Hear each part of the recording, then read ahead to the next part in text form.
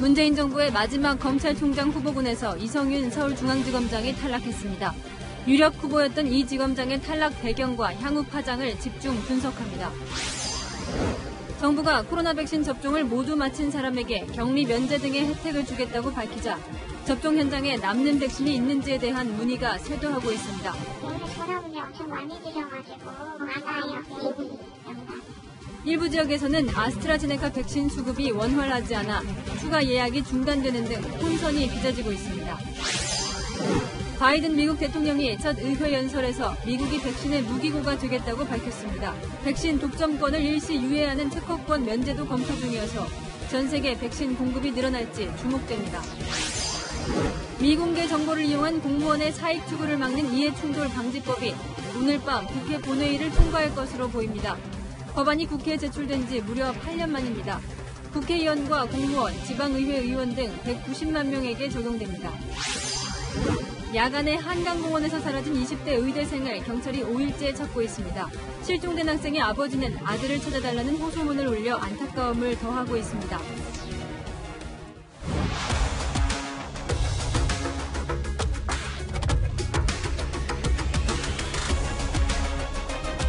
뉴스의 동정민입니다. 문재인 정부의 마지막 검찰총장, 일단 이성윤 서울중앙지검장은 아니었습니다. 이 지검장, 이 법무부 장관이 대통령의 국정 철학을 검찰총장의 조건으로 언급하면서 유력 후보로 떠올랐었는데요. 하지만 오늘 총장 후보 추천위원회가 발표한 이 4명의 후보군에 이름이 없었습니다. 아예 회의 초반부터 배제됐다고 하는데요. 이 지검장, 이제는 총장이 아니라 기소 위기에 처해 있습니다. 첫 소식 공태현 기자입니다. 법무부가 차기 검찰총장 최종 후보들을 발표했습니다. 오늘 검찰총장 후보 추천위원회가 회의를 열어 후보 4명을 확정해 박범계 법무부 장관에게 추천한 겁니다. 최종 후보 4인은 김호수 전 법무부 차관과 구본선 광주고검장, 배성범 법무연수원장과 검찰총장 직무대행인 조남관 대검차장 검사입니다. 전체적으로는 하여튼 모두가 다 합의하는 그런 방식으로 결정이 됐습니다. 유력 후보로 거론돼 온 이성윤 서울중앙지검장은 최종 후보군에 이름을 올리지 못했습니다. 오늘 추천위는 법무부에서 전달한 13명의 후보를 대상으로 표결해 최종 후보 포함 여부를 결정했습니다. 이성윤 지검장은 과반수의 찬성을 얻지 못해 회의 초반 최종 후보군에서 제외된 걸로 전해졌습니다. 이 지검장은 김학의 전 차관 불법 출국 금지 의혹에 대한 검찰 수사를 막으려 외압을 행사한 혐의로 수사를 받아왔습니다.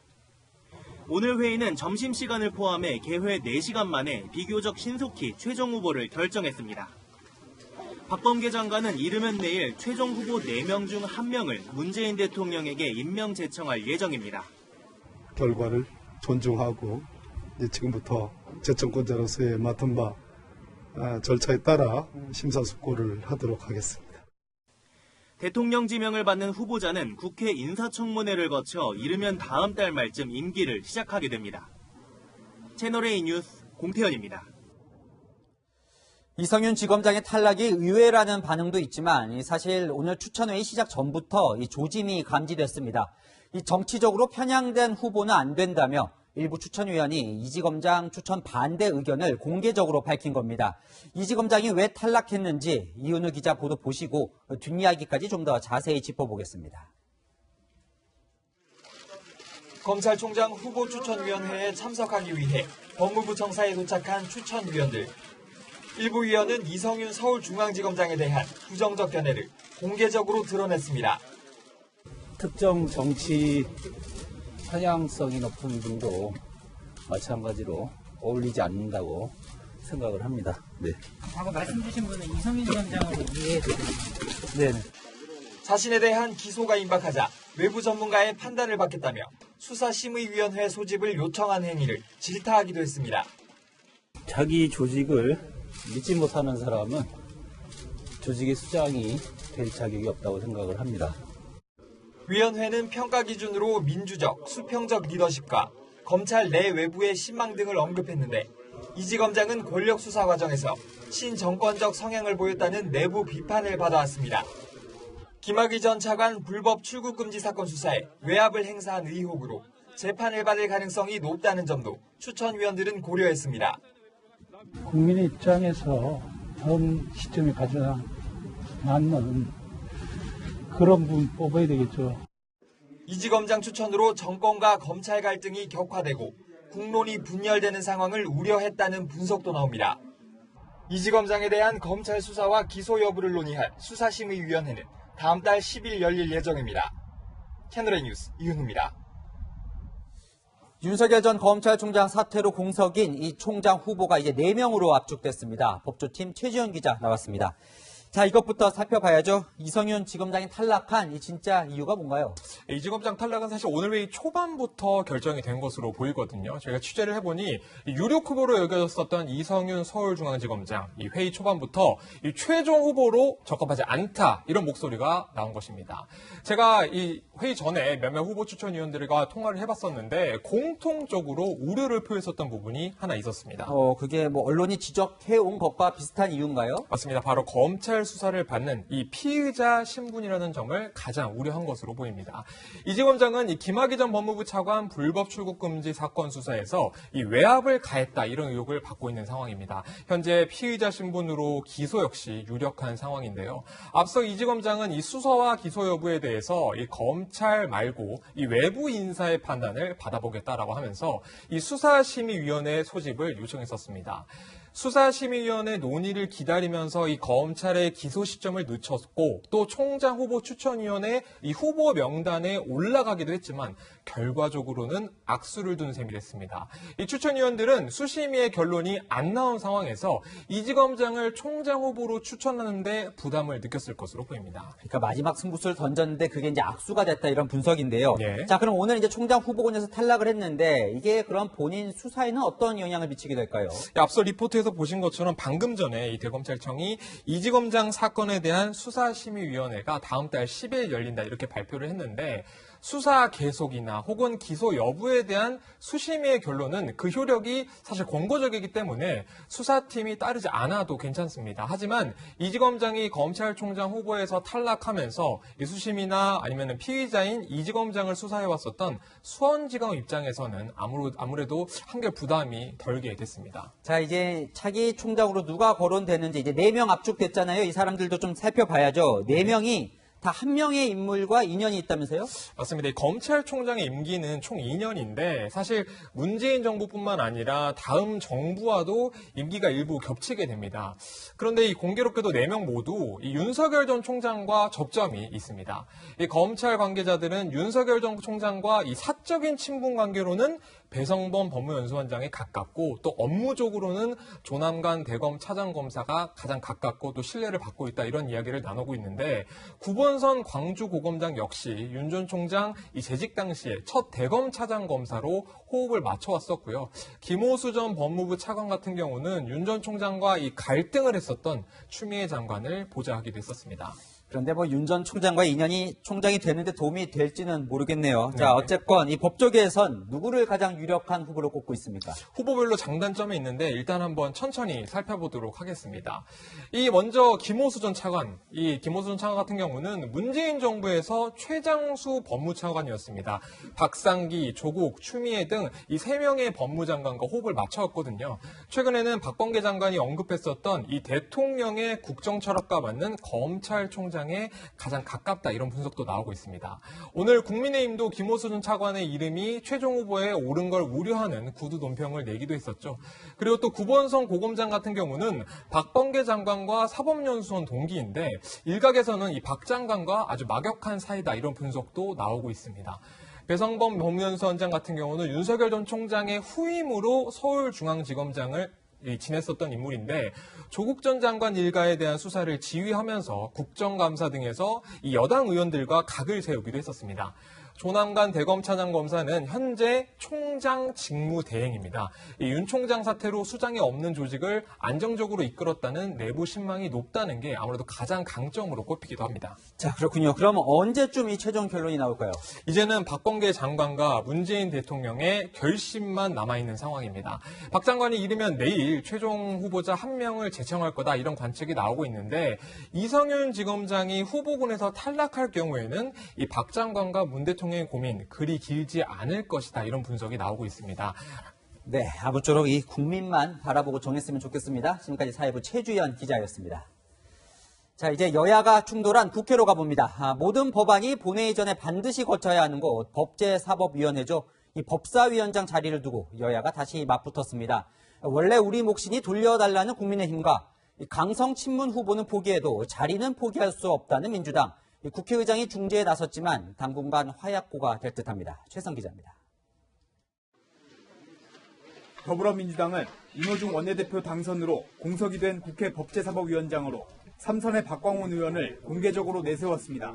본인이 수락함에 따라서 박광온 의원을 법사위원장으로 추천하기로 했습니다. 당초 후임으로 삼선이자 강성친문 이미지를 가진 정청래 민주당 의원이 거론됐지만 야당과의 관계를 고려해 상대적으로 온건한 이미지에 박 의원을 내세웠다는 분석이 나옵니다. 내가 법사위원장이 되면 하늘이 무너지냐고 했던 정청래 의원도 쿨하게 받아들인다고 돌아섰습니다. 법사위원장 자리를 요구하고 있는 국민의힘은 민주당의 일방적인 독주를 받아들일 수 없다고 맞섰습니다. 174석을 가지고 있다고 법사위원장을 야당과 협의 없이 함부로 뽑는다면 국민들의 매는 점점 더 쌓여갈 것이라고 보고 있습니다. 일부 국민의힘 원내대표 후보들도 도둑질한 거다, 상식 위반이다, 법사위원장은 야당 몫이라며 되찾아오겠다고 벼르고 있는 상황입니다. 현재 총 17개 상임위원장 모두 민주당이 차지하고 있고 그중에서도 법사위는 모든 법안의 본회의 표결 전 마지막 관문으로 꼽힙니다. 박병석 국회의장까지 중재에 나서며 다음 달 7일까지 법사위원장 선출을 미뤘지만 민주당은 재협상 없이 다음 달 첫 번째 본회의에서 표결을 강행하겠다는 입장입니다. 21대 국회가 시작될 때 법사위원장 자리를 두고 빚었던 여야 간 갈등이 재현될 전망입니다. 채널A 뉴스 최선입니다. 오늘 국회에서 중요한 법안이 통과됩니다. 이해충돌 방지법인데요. 이 공직자가 직무 수행 중 알게 된 미공개 정보를 이용해서 이 사익 추구를 하지 못하게 하는 법안입니다. 이 공직자 190만 명이나 해당이 되는데 이 앞으로는 과거 문제가 됐던 LH 사태, 박덕흠 의원 이런 사례를 막을 수 있게 됩니다. 이 통과되는데 8년이나 걸린 법입니다. 국회 연결해 보겠습니다. 자, 정한희 기자, 오늘은 진짜 통과가 되는 겁니까? 네, 여야 이견이 없어서 저녁 8시에 열리는 본회의에서 통과될 전망입니다. 오늘 낮에 국회 본회의에서 처리될 예정이었는데 국회에서 코로나19 확진자가 나오면서 일정이 연기됐습니다. 법이 통과되면 공무원과 공공기관 직원 등은 담당 업무에 사적 이해관계가 있으면 소속 기관장에게 신고해야 합니다. LH 직원들의 경우 자신과 가족들이 업무와 관련된 부동산을 갖고 있거나 산다면 14일 이내에 신고해야 하고 안 하면 2천만 원 이하의 과태료가 부과됩니다.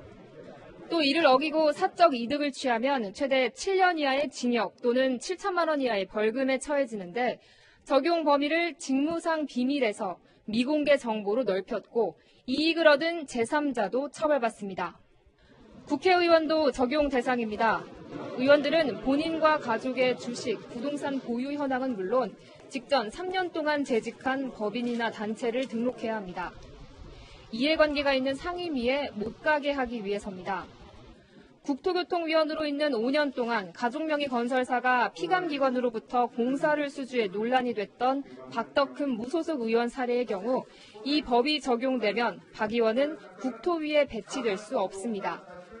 또 미공개 정보를 이용해 목포에 부동산 투기를 한 혐의로 1심에서 징역 1년 6개월을 선고받은 손혜원 전 의원은 이 법이 적용됐다면 최대 7년 이하의 징역, 7천만 원 이하의 벌금에 처해질 수 있습니다.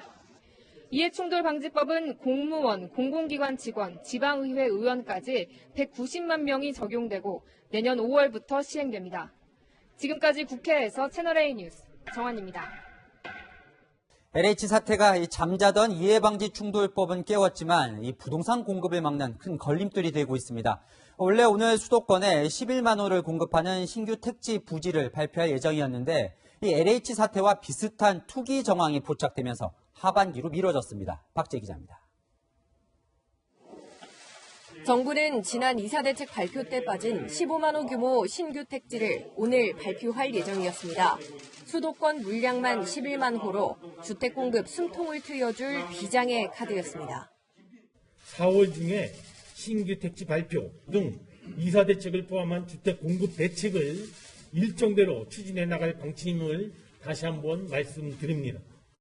하지만 오늘 울산과 대전 등 지방 물량 18,000호만 발표됐고 장담했던 수도권은 쏙 빠졌습니다. 유력 후보지로 거론돼 투기꾼들이 이미 휩쓸고 간 김포, 고촌, 하남, 간북 등은 제외하고 잘 알려지지 않은 제3의 후보지를 물색했지만 여기서도 투기 정황이 발견됐기 때문입니다. 투기 가능성이 일부 확인된 상황에서 조속한 발표보다는 철저한 조사를 통한 위법성 투기 행위 색출이 진행될 필요가 있다고 판단하였습니다. 최근 5년치 거래 내역을 살펴본 결과 일부 후보지의 경우 토지를 지분으로 쪼개어 거래한 비율이 87%에 달했고 하반기 토지 거래량이 상반기보다 10배 가까이 늘어나는 등 수상한 점이 한둘이 아니었습니다. 외지인 거래 비중이 전체 거래의 절반에 달하는 곳도 있는 것으로 확인됐습니다. 정부는 경찰에 신규 후보지 이상 거래에 대한 수사를 요청할 계획이지만 이 불법 행위가 발견돼도 후보지에서 제외하지는 않겠다고 밝혔습니다. 또 이번에 미룬 신규 택지는 하반기에 발표하겠다고 강조했습니다. 하지만 주택 공급 속도전에 나섰던 정부 구상에 급제동이 걸리면서 집값이 다시 치솟을 수도 있다는 우려도 나옵니다. 채널A 뉴스 박지혜입니다. 다음 뉴스입니다. 백신 접종에도 이른바 노쇼, 나타나지 않는 사람들이 있습니다. 대부분의 국민들이 백신 접종을 하염없이 기다려야 하다 보니 이 노쇼 백신이라도 맞을 수 없냐는 문의가 이어집니다. 이다혜 기자입니다. 지난주부터 동네 병원에서도 코로나19 백신 접종을 시작한 가운데 버려지는 남는 백신을 찾는 문의 전화가 쇄도하고 있습니다. 저희가 다 개수가 안 되거든요. 오늘 전화 문의 엄청 많이 주셔가지고 많아요. 네. 아스트라제네카 백신은 한 병당 10명, 화이자는 한 병당 6명 접종할 수 있습니다. 일단 개봉한 뒤 6시간 내 사용하지 못하면 버려집니다. 이걸 막기 위해 정부는 접종 대상자가 아닌 일반인이어도 미리 예비 등록을 하면 남는 백신을 맞을 수 있게 했습니다. 여기다 2차 접종까지 완료하면 해외를 다녀온 뒤 2주 자가격리 면제까지 해준다고 하자 갑자기 백신을 맞겠다는 사람이 폭증하고 있는 겁니다. 하지만 접종 예비 명단에 이름을 올리기는 쉽지 않습니다. 더 이상 받을 수가 없네요. 취소하시는 분이 한 번, 두 번밖에 안 계시기 때문에요. 많이 받을 수가 없어요, 되게. 현재 예약을 한 뒤 취소하는 노쇼 비율은 0.68%로 잔여량이 많은 건 아니기 때문입니다. 상황이 이렇다 보니 접종기관의 지인이나 가족부터 사치기 접종을 하는 것 아니냐는 우려도 나오고 있습니다. 부정접종을 했을 때는 200만 원 이하의 벌금을 처할 수 있는 그런 처벌 규정을 신설을 했습니다. 방역당국은 앞으로 부정접종 감시도 강화할 계획입니다. 채널A 뉴스 이다혜입니다. 정부는 보유한 백신 접종 속도라도 높이겠다고 했죠. 그런데 일부 자치구에선 병원의 백신 물량이 부족하다며 추가 예약을 받지 말라는 공지를 내려보냈습니다. 어떻게 된 일인지 김단비 기자가 알아봤습니다. 코로나19 예방접종을 실시하고 있는 서울의 한 민간병원. 경찰과 소방 등 사회 필수 인력과 만성 신장 질환자에 대한 접종이 다음 달 8일까지 진행되는데 최근 관할 보건소로부터 백신 추가 보급이 어렵다는 연락을 받았습니다. 다음 달 7일 이후로는 백신 물량을 추가로 공급할 수 없다며 지금까지 받아둔 예약 신청 외에 추가 예약을 받지 말아달라는 겁니다. 계속 와야긴 해도 이번 주는 조금씩 와가지고 아마 다음 주는 안 올 것 같아요. 지금까지 받아놓은 물량으로는 8일까지는 가능한가 봐요. 다른 추가 예약은 못 받고 있는 물량 때문에. 지금까지 국내에 들어온 아스트라제네카 백신은 200만여 회분, 1차와 2차 접종을 합쳐 153만여 회분이 소진됐습니다. 당장 남은 물량은 40만 회분이 조금 넘습니다. 어제 하루 아스트라제네카 백신을 9만여 명이 맞았는데 이 속도라면 닷새 물량도 남지 않은 셈입니다. 서울시 관계자는 일부 자치구 간 물량 재배정이 필요한 상황이라면서 수습에 나섰지만 일각에선 공급량을 생각하지 않고 방역당국이 무리하게 접종 계획을 앞당기면서 차질이 빚어지는 거 아니냐는 지적이 나옵니다. 채널A 뉴스 김단비입니다. 이 가상화폐 광풍만큼 사기도 극성을 부리고 있습니다. 캐나다 가상화폐 거래 1위 업체의 한국지사라며 이 투자자를 모아온 회사가 있는데요. 저희가 캐나다 본사 측에 확인을 해보니 한국지사를 낸 적이 없다고 답했습니다. 어떻게 된 일일까요? 전민영 기자가 취재했습니다. 4년째 가상화폐에 투자해온 30대 남성 최모 씨. 지난 20일 동영상 사이트에서 가상화폐 마진거래소 홍보 영상을 접했습니다. 마진거래는 투자자들이 빌린 돈으로 가상화폐 시세를 예측해 투자하는 방식입니다. 최 씨는 해외 유명 거래소의 한국지사라는 말에 신뢰가 생겨 500만 원을 투자했습니다. 홈페이지가 굉장히 허술했고 그리고 사업자 번호가 없었어요. 캐나다 홈페이지를 가보니까 진짜로 있는 거예요. 하지만 해당 거래소는 한국지사는 없다며 황당하다는 반응입니다. 취재진에게는 가짜 거래소이니 사용하지 말라고 안내합니다. 거래소 공식 SNS에는 한국 업체가 회사 로고를 무단으로 사용했다는 경고문도 올렸습니다. 벌써 30만 명 이상 받고 중에 한 1%만 혹해서 돈을 집어넣었어도 수상한 정도가 아니라. 채널A 취재가 시작되자 업체는 해외 유명 거래소의 지사가 아닌 같은 이름의 해외 본사가 있다고 해명했습니다. 전문가들은 마진거래의 위험성을 경고합니다. 이게 가격이 내려가게 되면은 금방 그 돈을 다 날려요. 그것도 큰 돈을 날리는 거지. 그래서 그게 굉장히 위험하다는 것을 좀 사람들이 알아야 돼요. 마진거래는 도박성이 강한 만큼 정부가 규제에 나설 필요도 있다는 지적입니다. 채널A 뉴스 전민영입니다. 이 가상화폐의 세계는 참으로 요지경입니다. 이 도지코인이라는 가상화폐가 있는데요. 테슬라 CEO 일론 머스크가 한마디 하자 갑자기 20% 급등했습니다. 김민지 기자입니다. 일본 시바견에 올라타 환한 미소를 짓고 영화 라이온킹을 패러디해 시바견을 기특한 듯 들어올리는 이 남성. 테슬라 CEO 일론 머스크입니다. 도지코인은 2013년 당시 인터넷에서 인기였던 시바견을 소재로 만들어진 가상화폐. Like the most entertaining outcome is what would be the most ironic outcome? That the currency that was invented as a joke, in fact, becomes the real currency. 하지만 머스크가 이 도지코인을 우주선에 싣겠다는 등 농담 반 진담 반을 건넬수록 화제가 되는 겁니다. To the moon! To the moon! 이번엔 아예 자신이 도지코인의 아버지라고 자청하자 한때 20%나 가격이 급등하며 코스피 시장 전체 거래액을 뛰어넘었습니다. 머스크는 비트코인도 자주 언급합니다. I do at this point think Bitcoin is a good thing. 테슬라 차량도 비트코인으로 살 수 있도록 하겠다고 밝히면서 코인 시장에 기름을 부었습니다. 하지만 1분기 실적 발표에서 비트코인을 팔아 1,000억 원 넘는 차익을 올린 것으로 드러나 투자자들의 비난을 샀습니다. 채널A 뉴스 김민지입니다. 지난 25일 새벽 서울 반포 한강공원에서 22살 의대생이 실종됐습니다. 닷새째 아무 흔적도 찾지 못하고 있는데 채널A는 아들을 찾을 수 있게 도와달라는 아버지의 요청에 따라 실종자의 얼굴을 공개합니다. 김재혁 기자가 실종 당일 모습부터 보여드립니다. 긴팔 셔츠와 검정 바지를 입은 청년이 엘리베이터에 탑니다. 22살 대학생 손정민 씨가 집을 나선 건 지난 24일 밤 10시 30분쯤. 손 씨는 집 근처 반포 한강공원에서 친구와 술을 마셨습니다. 밤 11시가 넘은 시간, 공원 편의점에서 먹을 것을 산 손 씨는 25일 새벽 1시 30분쯤 다시 편의점에 들렀습니다. 30분 뒤에는 친구와 동영상도 찍었는데 이후 행적이 묘연합니다. 실종된 대학생이 머물렀던 곳입니다. 경찰은 이곳을 중심으로 흔적을 찾고 있지만 인근에 CCTV가 없어 수색에 어려움을 겪고 있습니다. 손 씨의 아버지는 어제 자신의 블로그에 글을 올려 아들을 찾아달라고 애타게 호소했습니다. 직접 실종 전단과 현수막도 만들어 붙였습니다. 닷새째 공원 일대를 돌아다니고 있지만 막막하기만 합니다.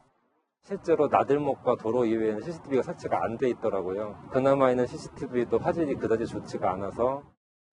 손 씨와 같이 있던 친구는 25일 새벽 3시 30분쯤 손 씨가 잠든 것을 봤고 1시간 뒤 술에 취한 상태로 홀로 귀가한 것으로 알려졌습니다. 경찰은 손 씨의 행적을 파악하기 위해 이 친구를 상대로 최면 수사까지 진행했습니다. 또 손 씨가 육로로 나갔을 가능성도 열어두고 주변을 수색 중입니다. 손 씨 부모는 목격자의 제보를 기다리고 있습니다.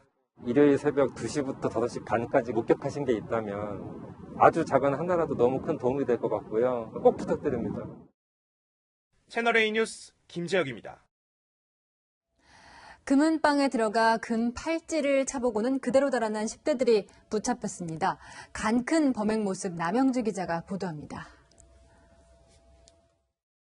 60대 남성이 금은방에서 황급히 뛰어나가고 곧바로 여성도 따라 나갑니다. 그리고는 허탈하게 도로 쪽을 바라봅니다. 두 사람에게 무슨 일이 있었던 걸까? CCTV 영상을 10분 전으로 돌려봤습니다. 금은방에 두 남성이 태연하게 들어옵니다. 한 남성이 진열장을 가리키자 금은방 사장이 순금 10돈짜리 300만 원이 넘는 팔찌를 꺼내 친절하게 손목에 채워줍니다. 팔찌를 보는가 싶더니 그대로 뛰쳐나갑니다. 사장이 곧바로 쫓아갔지만 이들은 미리 준비한 오토바이를 타고 도주했습니다.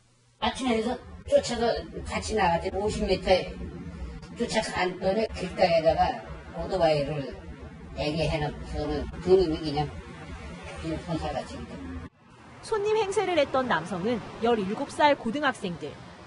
금팔찌를 차고 도망친 건 그제 오후 5시 20분쯤이었습니다. 일당은 모두 3명으로 1명은 가게 밖에 있었습니다.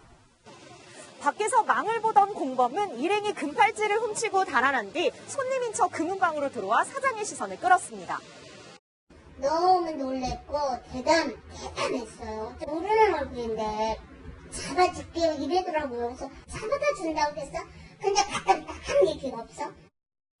경찰은 4시간 만에 2명을 붙잡았는데 이들은 그새 팔찌를 인근 금은방에 팔아치운 뒤 밥을 먹고 있었습니다. 두 사람은 경찰 조사에서 돈이 없어 생활비를 마련하려 범행했다고 진술했습니다. 경찰은 절도 혐의로 구속영장을 신청하고 가게 밖에서 망을 보던 공범 1명을 추적하고 있습니다. 채널A 뉴스 남영주입니다. 등굣길 초등학교에 몸무게가 130kg이나 되는 멧돼지가 나타났습니다. 운동장을 휘젓고 다닌 이 멧돼지 소동은 경찰과 엽사가 실탄을 쏜 뒤에야 멈췄습니다. 배유미 기자입니다. 초등학교 운동장 울타리를 따라 멧돼지 한 마리가 빠르게 달립니다. 등교하던 학생들이 깜짝 놀라 달아나고 학교 직원이 급히 교문을 닫습니다. 멧돼지가 학교 운동장 등 곳곳을 휘젓고 다니자 출동한 경찰관들이 멧돼지를 학교 뒤편으로 몰아갑니다. 쏴라.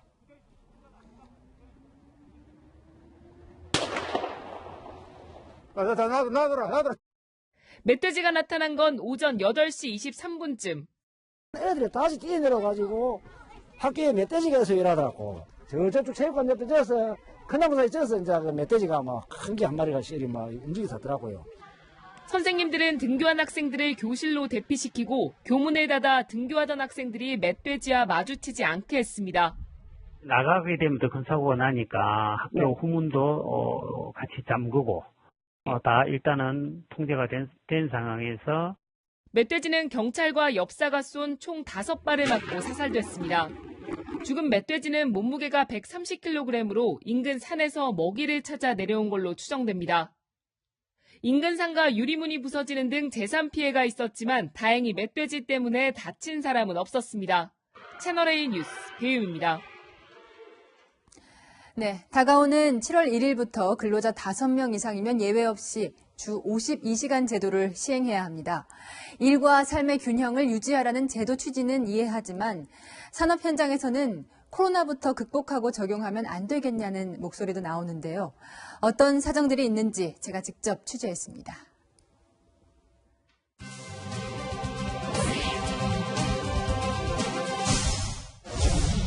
단열재를 생산하는 30인 규모의 공장.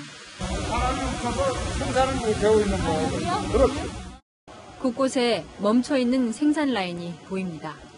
현장에서는 보시다시피 다 외국인 근로자 아니면 연세 많이 드신 분들 그 외적으로는 저 말고는 직원이 지금 아예 없다고 봐야 되는 상황이에요. 코로나 이후 13명이던 외국인 노동자가 5명으로 줄었습니다. 회사 대표에게는 더 큰 근심거리가 있습니다. 달력에 표시한 주 52시간 전면 시행일을 볼 때마다 한숨이 나옵니다. 걱정만 하고 있는 게 우리 같은 그 중소기업들이죠. 좀 더 공급을 더 주고 그래도 한번 내공들은 거의 안 옵니다. 코로나 때문에 일손도 줄었는데 생산 시간까지 줄이라는 게 막막하다는 볼멘 소리도 나옵니다. 우리는 절대적인 물리적인 시간이 중요한 작업이니까 갑자기 하루 8시간 일해서 100개 생산하는 사람이 하루 6시간 일해서 100개 똑같이 생산해준다? 그거는 하나에서도 안 나오는 얘기야. 법을 어겨서라도 공장을 돌릴 수밖에 없다고 말합니다. 내가 내일까지 납품해야 돼. 오늘 밤새서라도 하는 거예요. 그러면 이미 하루 밤새면 24시간 안 했네. 이게 중소기업 대표들을 잠재적인 전과자를 만든다. 올해부터 주 52시간 근무를 시작한 중소기업의 근로자도 만나봤습니다. 저도 처음에는 52시간 되게 괜찮다, 긍정적이다, 이거 되게 좋은 것 같다, 좋은 제도인 것 같다라고 생각을 했는데 월급이 실질적으로 받는 급여가 좀 적다 보니까 수입이 얼마나 주셨는데요? 한 50만 원? 한 60만 원? 그 정도 들었어요. 생계를 유지하고자 쉬는 날이나 좀 이렇게 텀이 길 때는 잠깐 새벽에 알바 같은 데 갔다 오고 도로 페인트 칠하는 그런 알바도 많이 갔다 오고요. 택배 이제 아르바이트를 한 달에 한 15일 정도 했었던 것 같고요. 삶의 질 재고라는 취지에는 동감하지만 코로나 시기 동안만이라도 미뤄달라는 목소리가 나옵니다. 재해가 끝날 때까지가 있거든요. 정부나 정치인들이 한 번쯤은 이걸 좀 검토해 주셨으면 하는 게 제 바람이죠. 근로시간이 조금 더 늘어나야 제 생계도 유지가 되는 부분이라서 솔직히 말하면 진짜 너무 힘들어서 지금 당장 이거라도 좀 어떻게 버티는 게 저의 제1 목표고요. 여인선이 간다 였습니다. 고 이건희 삼성전자 회장이 평생 수집한 미술품 2만 3천여 점이 국립미술관에 기증된다고 전해드렸죠. 고인의 기증품을 한데 모은 미술관을 건립하는 안도 검토됩니다. 조현선 기자입니다. 조선 후기 대표적인 산수화로 꼽히는 국보 216호 인왕제색도부터 샤갈, 피카소, 세계적인 거장들의 작품까지 정부가 이건희 회장이 기증한 미술품을 별도 전시하는 이른바 이건희 뮤지엄 건립을 검토 중입니다. 의미 있는 작품도 많아졌고 어떤 형태가 됐든지 미술관과 수장고를 또 새롭게 건립할 그런 생각도 있습니다. 후보지로는 종로구 송현동의 터가 거론됩니다. 과거 삼성가에서 미술관을 지으려다 그만둔 곳입니다. 용산 국립중앙박물관 인근 유휴지도 검토되고 있습니다. 정부 한 고위 관계자는 문재인 대통령이 기증 정신을 살려서 국민들이 감상하도록 별도의 전시실이나 특별관 설치를 지시한 바 있다고 밝혔습니다. 담당 부처인 문체부 관계자는 별도 공간이 필요한 실정이다. 논의된 바는 없지만 여론 의견 수렴이 필요하다며 건립에 대해선 긍정적입니다. 이탈리아의 페기 구겐하임 미술관, 네덜란드의 크렐러 뮬러 미술관처럼 수집가의 이름을 딴 미술관이 해외에는 있지만 국내에는 드뭅니다. 미술계는 환영의 분위기지만 일부에서는 형식보다 내용이 중요하다는 의견도 있습니다. 국가의 문화적 위상을 높이는 것도 높이는 거지만 더 하나 중요한 건 국립근대미술관을 만들고 그 안에 이병철관과 이건희관을 두는 것이 전문가들은 이건희 뮤지엄을 건립한다면 해외처럼 국가 문화 마케팅으로 활용할 수 있게 철저한 준비가 필요하다고 덧붙였습니다. 채널A 뉴스 조현선입니다. 국민의힘과 국민의당을 대표하는 두 사람이 만나서 합당을 하자 의견을 모았습니다. 그런데 언제 될지는 누구도 모른다는데요. 그 속사정을 김민지 기자가 보도합니다. 주호영 국민의힘 대표 권한대행과 안철수 국민의당 대표는 합당 의지가 확고하다고 강조했습니다. 합당에 대해서 확고한 뜻을 가지고 있는 걸로 그렇게 판단을 했고 실무선에서 또 논의를 이어가면 그렇게 어려움은 없겠다. 야권의 지지 기반을 넓히기 위한 최선의 방안이 당대당 통합이라는 그런 생각들을 전달을 했습니다. 그러면서 내일 선출되는 국민의힘 새 원내대표에게 협상 권한을 넘겼습니다.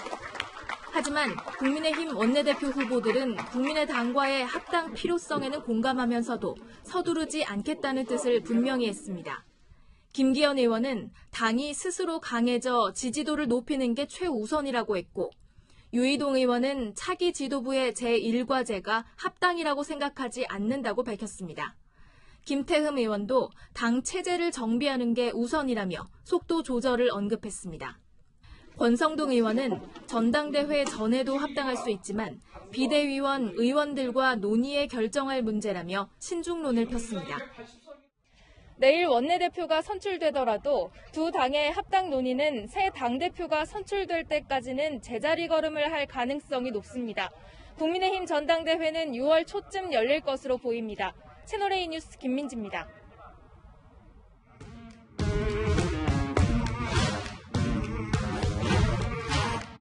여랑야랑 정치부 이동훈 기자와 함께합니다. 첫 번째 주제 보여주시죠. 네. 자, 민주당 대표 비문 조응천, 대표 친문 윤건영 의원인데 네. 감당과 자제도 이 친문과 비문 관련이 있겠죠? 네, 민주당 강성 친문 당원들이 보내는 문자 폭탄을 두고 두 의원이 각각 쓴 단어입니다. 두 사람 중에 이 문자 폭탄을 감당하라는 건 아무래도 윤 의원이겠죠. 네, 문재인 대통령의 복심 윤 의원의 말을 직접 들어보시죠. 당원들이 의원들한테 문자 보내는 거에 대해서는 정치직이라면 그 정도는 저희 감당하고 가야 되지 않나 싶습니다. 조응천 민주당 의원은 어제 문자 행동을 할수록 재집권의 꿈은 멀어진다고 지적했습니다. 네, 조 의원은 오늘도 이 당원 70만 명 목소리가 이 강성 당원 2천 명에 다 묻힌다며 이 문자 폭탄을 강하게 비판하던데요. 네, 조 의원은 당 차원에서 자제를 요구해야 한다며 문자 내용을 공개하기도 했는데요. 영상으로 준비해봤습니다. 조국 전 장관에 대해서도 다른 의견을 얘기할 수 있잖아요. 조금만 다르면 검은머리 짐승 뭐 얘기하고 그러면 난 흰머리 짐승인데 왜 그러지? 당신이 쓰레기라는 것을 알리고 싶었다면 성공입니다. 축하합니다. 당당하고 더민주 이름 더럽히지 말아라. 네, 조 의원 더 센 문자도 있지만 이 정도가 보통이라고 했습니다. 그런데 아까 윤건영 의원이 선출직은 감당해야 한다고 했잖아요. 거기에 대해서 조 의원은 뭐라고 합니까? 제가 물어봤더니 감당은 이미 하고 있다. 하지만 민심에 다가가려면 다양한 목소리가 당에서 나와야 한다고 말했습니다. 조 의원은 10에서 20명 규모의 쇄신파 의원 모임을 결성할 계획이라고 했는데요. 조직적 공격에 조직적으로 대응하겠다 이렇게 해석됩니다. 문자 폭탄을 많이 받는 또 다른 의원은 문자 폭탄은 소통이 아니라 일방적인 의사 전달이다. 그게 무슨 감당할 일이냐며 불편한 심경을 드러냈습니다. 네, 다음 주제 보겠습니다. 네. 자, 이 손실보상법, 이 코로나 방역 조치로 자영업자들이 본 손해를 이 보상해주는 법안인데 네. 왜 미스터리입니까? 여당도 야당도 아무도 반대하고 있지 않은데 처리가 안 되고 있기 때문입니다. 중소상공인 손실보상에 관한 법이 미처 다 논의되지 못한 것에 대해서 유감입니다. 손실보상법 통과를 위한 일이 없는 한껏 연대하고 부승할 각오가 되어 있습니다. 정말 미스터리입니다. 제가 만난 민주당 의원님들, 정의당 의원님들, 국민의힘 의원님들 그 누구도 반대하시는 분이 없는데 상정이 안 됩니다. 이틀 전 손실보상법을 심의할 예정이던 국회 상임위원회는 아예 열리지도 못했습니다. 진짜 미스터리네요. 네. 왜 안 열린 겁니까? 민주당은 손실보상법과 함께 다른 민생법안도 처리해야 한다. 국민의힘은 급한 손실보상법만 처리하자고 맞서다가 무산됐는데요. 류호정 정의당 의원은 소상공인들이 무서우니 언론에 나와서는 금방 할 것처럼 굴고 뒤에서는 일단 싸우고 짜고 치는 고스톱이라고 비판했습니다. 네, 일단 뭐 의지만 있다면 여당 혼자서도 일단 밀어붙일 수는 있잖아요.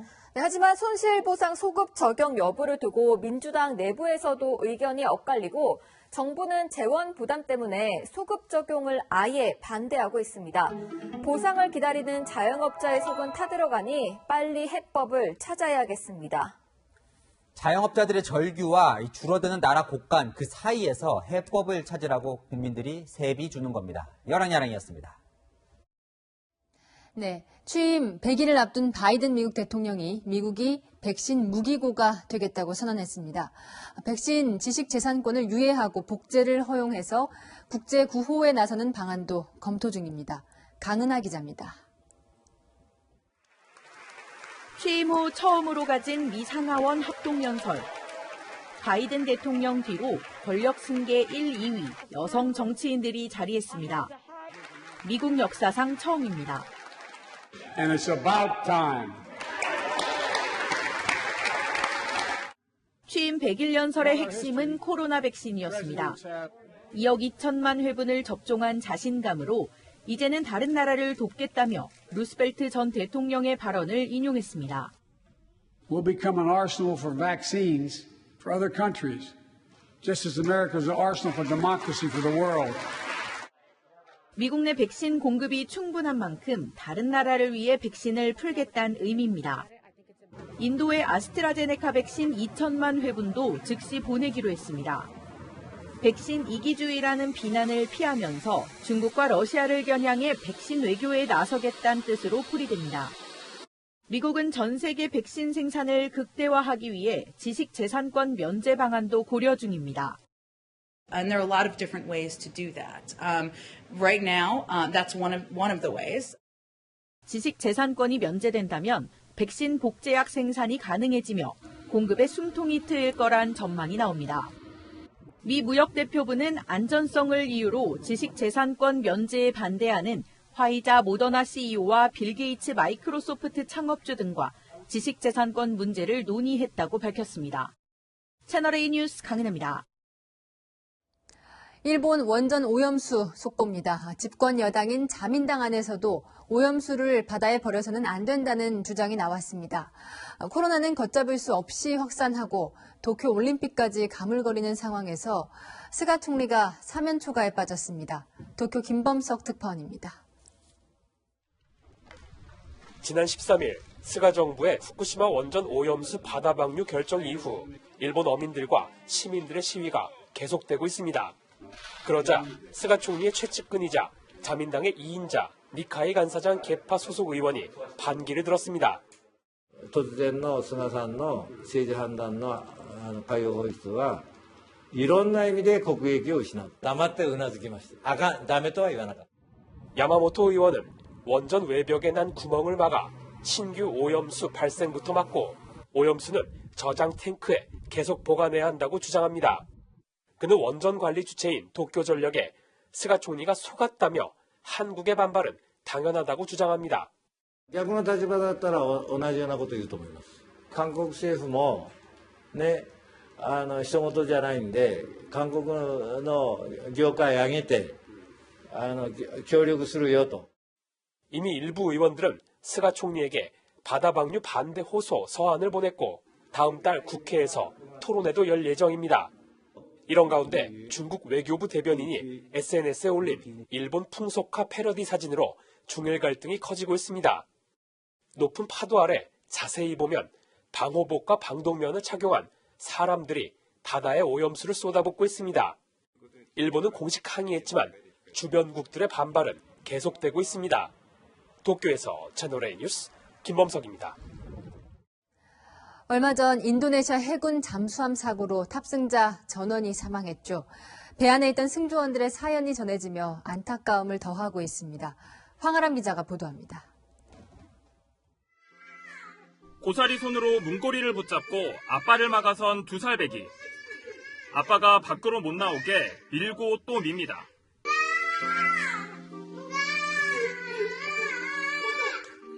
아빠는 이런 아들의 모습에 환하게 웃습니다. 곁에 있던 엄마까지 말려보지만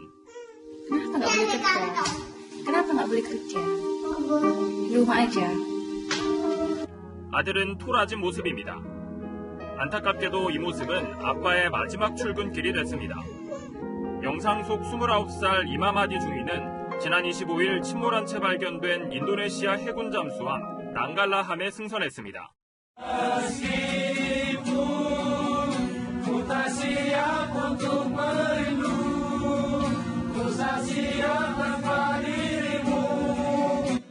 웃는 얼굴로 함장의 기타 반주에 맞춰 인도네시아의 이별 노래 참파이 줌파를 부르는 승조원들. 사고 발생 한 달 전 퇴임을 앞둔 지휘관을 위해 찍은 영상인데 이들의 희생 뒤에 공개돼 노래 가사말처럼 애잔하게 들립니다. 어뢰 훈련을 위해 잠수했던 난갈라함은 침몰 나흘 만에 해저 838m에서 세동강 난 채 발견됐습니다. 사고 원인은 조사 중인 가운데 군 수뇌부는 내부파 가능성을 지목했습니다.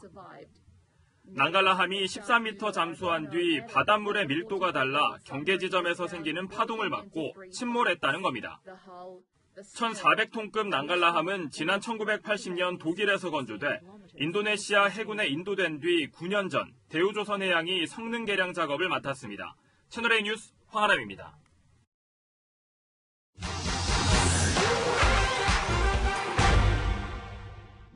고속도로 위 견인차 4대가 차선을 반쯤 걸친 채 역주행합니다. 역주행하는 견인차 때문에 주변 차량들은 운행을 멈추죠. 사흘 전 온라인 커뮤니티에 올라온 영상에 누리꾼들 분노했는데요. 온라인에는 역주행하는 이 견인차에도 양보해줄 의무가 있냐, 견인차도 긴급 자동차냐 이런 문의가 있는데 알아봤습니다. 도로교통법을 보면 이 긴급 자동차, 긴급하고 부득이한 경우 도로 중앙이나 중앙선 좌측 부분을 통행할 수 있는데요. 견인차도 이런 긴급 자동차에 해당할까요? 법에서 정한 긴급 자동차, 소방차, 구급차, 혈액 공급 차량, 그 외 시행령으로 정해놨는데요. 좀 더 자세히 보죠. 경찰차 중 이 범죄 수사에 쓰는 차, 군부대의 이동을 유도하는 데 쓰는 차, 경호 업무 수행에 공무로 쓰는 차, 도로 위험을 방지하기 위해 응급 작업에 사용하는 차 등으로만 규정돼 있고 견인차는 없습니다. 견인차에 달린 경광등 때문에 긴급 자동차라 착각할 수 있는데요. 법에서 군안형 특수자동차, 즉 견인차는 황색 경광등만 설치할 수 있고 그 외에 적색, 청색 등 경광등은 모두 불법입니다. 견인차 등장할 때 양보해달라며 이런 사이렌 소리도 들어보신 적 있죠? 사이렌 소리도 긴급 자동차만 허용하고 있어 견인차의 사이렌 소리 역시 불법입니다. 결론적으로 견인차는 긴급 자동차가 아니어서 견인차에 대한 양보 의무 없습니다. 또 일반 자동차와 마찬가지로 견인차의 역주행도 당연히 금지되는데요. 시민 안전까지 위협하는 위험천만한 질수 없어야겠습니다. 이 밖에도 궁금한 점은 팩트맨 많은 문의 바랍니다. 네, 그동안 육아나 청소를 돕는 가사 근로자들은 근로기준법에 따라 근로자의 범주에서 제외됐습니다. 오늘 68년 만에 가사 근로자들이 근로자 지위를 갖고 휴가와 퇴직금도 보장받을 수 있는 길이 열렸습니다. 이용자들의 반응까지 윤수민 기자가 취재했습니다. 가사노동자 보호의 새로운 역사가 시작되는 날입니다. 근로기준법 적용을 받지 못했던 가사근로자들에게 연차휴가, 퇴직금 등을 보장하는 법안이 국회 환경노동위원회를 통과했습니다. 고용노동부가 업체를 인증하고 그 업체가 고용한 가사근로자들을 법적으로 보호한다는 게 핵심입니다. 서비스 이용자들은 정부의 체계적인 관리에 기대감을 드러냈습니다. 인증업체가 아니니까 제가 소비자 보호원이나 이런 데 얘기를 할 수도 없고 환불이나 이런 걸 제대로 돌려받을 길이 좀 없더라고요. 비용 체계가 명확해지고 정부에서 그거를 보증해 준다고 하면 편하게 쓸 수 있을 것 같고요. 다만 비용이 오를 것이란 우려가 나옵니다. 적어도 10% 정도는 상승할 요인이 당연히 있죠. 사대보험에 대한 부담 때문에. 굳이 수수료를 더 내면서 그런 국가가 인증해준 업체를 굳이 사용할 이유는 없을 것 같고요. 영세업체나 일부 가사근로자들은 실효성에 의문을 제기하기도 합니다. 가사 일을 하는 사람들은 직업이 아니고 부업을 한다니까요. 지금으로 봐서는 깜깜해요. 안 맞는다고. 가사근로자로 일을 하고 있는 A씨도 업체를 통하면 수수료가 높아서 인증업체에 소속될 필요가 있을까라고 말했습니다. 가사근로자 고용개선법은 다음 달 국회 본회의에서 최종 통과되면 그로부터 1년 뒤에 시행됩니다. 채널A 뉴스 윤수민입니다.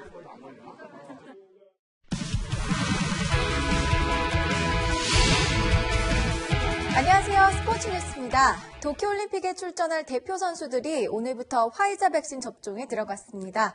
주사를 맞은 배구 여제 김연경은 일단 안심이 된다고 말했습니다. 강병규 기자입니다. 국제대회와 올림픽 출전을 앞둔 국가대표 선수들이 오늘 화이자 백신 1차 접종을 받았습니다.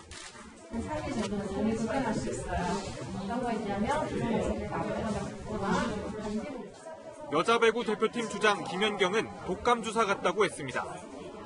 생각보다 안 아프게 놔주셔가지고 잘 접종하게 됐습니다. 1차 맞고 나니까 좀 걱정을 많이 했는데 그 걱정과는 달리 잘 맞은 것 같습니다.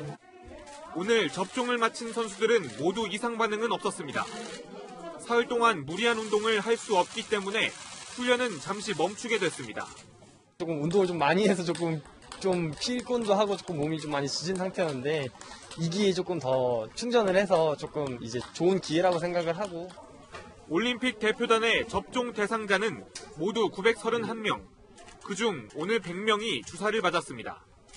선수와 지도자, 30세 미만 관계자는 모두 화이자 백신을 맞고 그 이외 관계자들은 아스트라제네카 백신을 접종받게 됩니다. 채널A 뉴스 강병규입니다. 요즘 격투기에선 특수부대 출신 선수들이 주목받고 있는데요. 예능 프로그램 강철부대로 얼굴을 알린 김상욱도 그중 한 명입니다. 염정원 기자가 취재했습니다. 해군 특수전전단 UDT 출신으로 강철부대에서 입지를 다진 김상욱. 지난해 데뷔해 통산 2승 1패를 기록한 종합격투기 선수입니다. 빠른 몸놀림, 매서운 타격 기술은 옆에서 봐도 위력적. 특히 지칠 줄 모르는 체력은 강철부대에서 본 그대로였습니다. 스승 김동현은 한눈에 알아봤습니다.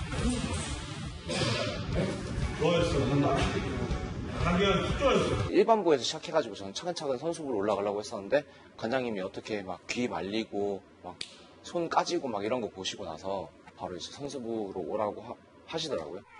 특수부대 출신이지만 격투기의 지옥훈련은 또 다른 세계였습니다.